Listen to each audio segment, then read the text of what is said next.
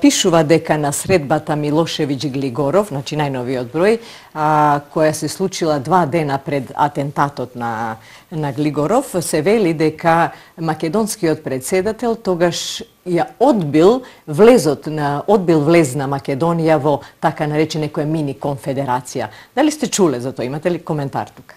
Така, значи прво, пошто во Македонија обичаваат кога немаат аргументи, кога станува збор за сегашната политика на Република Србија, па говорат пак Милошевиќ со некакви приказни.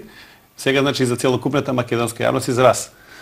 Значи, ако некој има притужби или нешто да се жали на Слободан Милошевиќ, тоа имаат право само србите да го прават од аспект и на позитивни и тие што навиваат за него, и од аспект на негативност тие што беа против него. Од аспект на Република Македонија се е во сферата на шпекулациите. Јас само ќе кажам дека можеби првпат во Република Македонија излего јавно дека најголема жртва на договорот помеѓу Глигоров и Милошевиќ беа србите во Република Македонија. Значи ова не е шпекулација, напишано во Фокус, ова е изјава од Иван Стојковиќ која може да се провери. И сега ќе ве кажам таа шпекулација. Беше договорено, значи српската државна политика за возврат на услугите на Република Македонија да се повлече од Македонија и србите во Република Македонија да бидат условно кажани жртва на таа приказна. Доказ за ова ви давам затоа што кога станав председател на партијата 2003 година, по првите парламентарни избори, кога ме прими подпредседател на српската влада Небојша Човиќ, требаше да нашата посета да биде проследена на вториот дневник на Српската радиотелевизија како порака кон Македонија. Тогаш знам дека постоеше договор, дека постоел договор помеѓу Глигоров и Милошевиќ, и тоа председателот поранешен Глигоров треба да каже дека пораки во тој аспект не треба да се пуштаат кон србите во Република Македонија, и знам колку напор требаше, значи колку галама требаше да подигна во владата на Србија, прилогот од мојата посета, значи и кај тогашниот подпредседател на владата на Србија и кај тогашниот председател на Сојузна република Југославија Војслав Коштуница додат во вториот дневник на Српската радиотелевизија. Така да од многу мал дел од настаните од пред 20 на години во Република Македонија се разјаснети, некои од намерни причини, некои од ненамерни причини, меѓутоа постојат многу неразјаснени работи. Еве мислам дека сега разјаснивме една.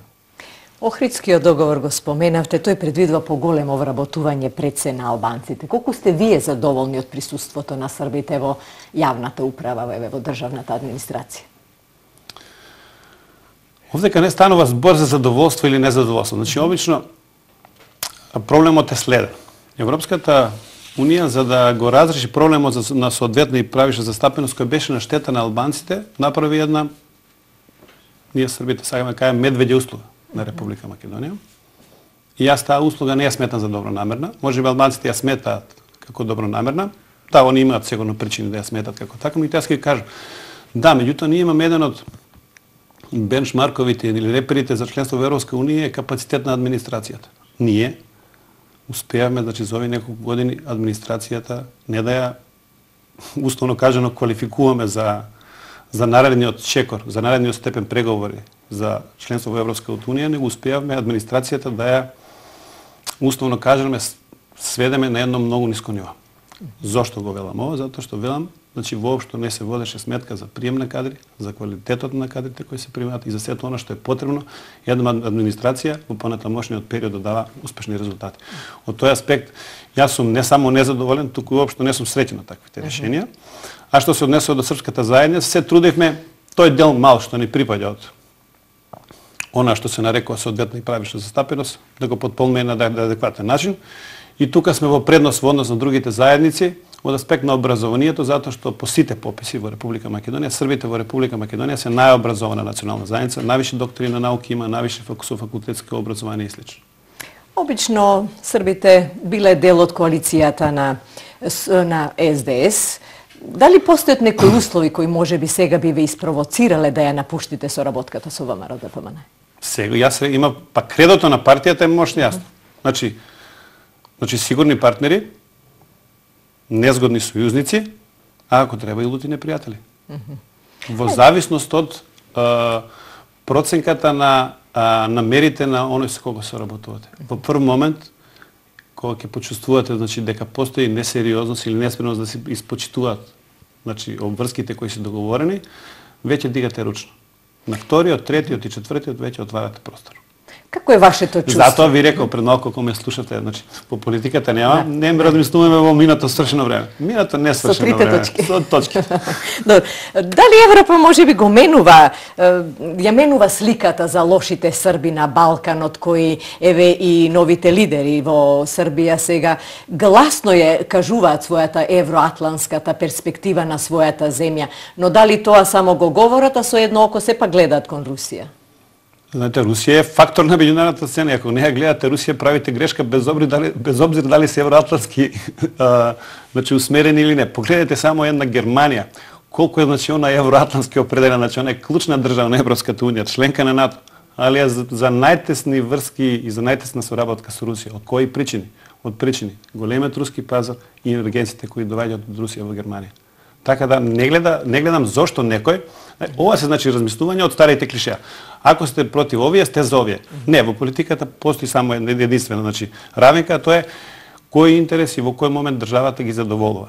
Тоа се нејзините партнери во тој момент. Ај за крај да ве прашам, како гледате на ова медиумско, естраден наплив на српски филмови, овие реалити шоу над превари, караоке некои во кафеаните и во амбијаните со српска фолк и турбо фолк музика? Што е тоа, наша некоја југоносталгичност или пак некое традиционално влијание од север кон југ?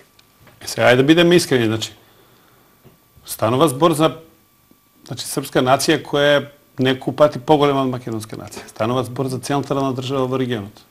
Станува збор за сериозна измешаност во родбински, брачни и било кои релации во Република Македонија. Значи станува збор за сериозни врски помеѓу двата народа. Ако некој мисли дека ќе ги избрише, мислам дека прави сериозна грешка. И тој турбо фолк и караоке и овие реалити шоуи кои се случуваат, кои јас иначе не ги обожавам, се дела таа приказна. Јас ќе кажам дека често сум гост во рестораните во Белград и кажам дека македонските песми се многу застапени. Значи нема да пројде било која прослава, не знам што да се случува, македонски песни се случуваат во рестораните во Белград. И да ви кажам дека за време на последната посета на председател на владата Никола Груевски во Белград, за време на свечената вечера кај Борис Тадици пееше македонска песна. Така да не гледам зошто би било нешто спорно. Јас мислам дека тука треба да ги оставиме луѓето да се определуваат према сопствените вкусови. А ние, значи сега како држава, треба да извршиме влијание на вкусовите на граѓаните од Република Македонија со тоа што ќе инвестираме и ќе финансираме и ќе успеаме да помагаме во оние делови на општеството каде што условно кажано ќе се промовира македонската култура, уметност и слично, а од другата страна не можете да држите се под контрола. Значи морате да им оставите на граѓаните сами да се ги бараат сопствените вентили. Некој ги бара во турбофолк, некој ги бара во сериозна музика, некој ги бара во цеца, некој ги бара во на некои други места. Али во секој случај, кога се обидувате на некого да му наметете нешто или ако се обидувате да му браните, правите сериозна грешка, предизвикувате инеет, а инеето знае да биде мощна сериозна пречка во не само во односите помеѓу луѓето, него сериозна пречка воопшто во функционирањето на општеството. Ајде јас да ви се заблагодарам сега за вашето учество во моето рези и да му оставиме време на другиот гости. Ајде ви благодарам што ме поканите. Благодарам.